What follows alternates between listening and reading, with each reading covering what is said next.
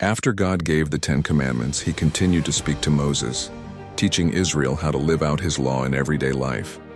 Exodus 21 begins what is known as the Book of the Covenant, detailed instructions for a nation called to reflect God's holiness through justice and mercy.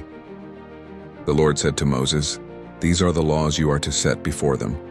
The first dealt with servitude, showing that even in ancient times God's people were to treat others with dignity. If you buy a Hebrew servant, he is to serve 6 years, but in the 7th year he shall go free, without paying anything. If he came alone, he was to leave alone. If he had a wife, she was to go with him. But if his master gave him a wife and she bore children, the servant could choose to stay out of love, a picture of willing devotion.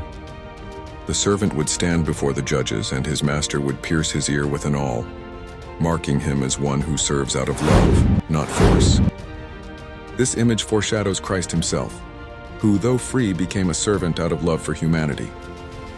The next laws address justice for life and injury. God said, "Anyone who intentionally takes another person's life must face the highest penalty." But if it was not intentional, the person could flee to a place of refuge appointed by God. Anyone who attacks a parent must face judgment. Whoever kidnaps another person and sells them is guilty of a capital offense. Anyone who curses father or mother must be held accountable. These laws reflected God's holiness, showing that human life, family, and freedom are sacred to him. God also gave principles for restitution and responsibility.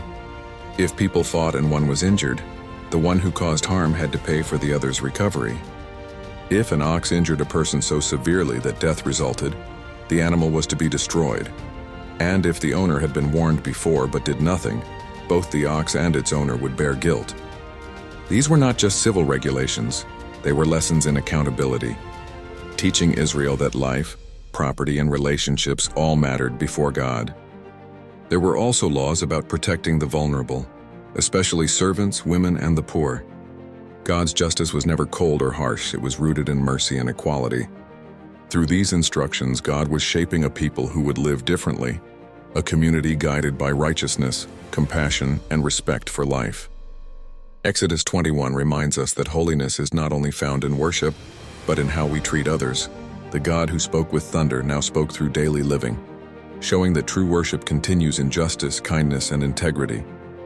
Next comes Exodus 22, where God's laws continue, focusing on property, restitution, and the protection of the poor, revealing even more of his heart for mercy and fairness.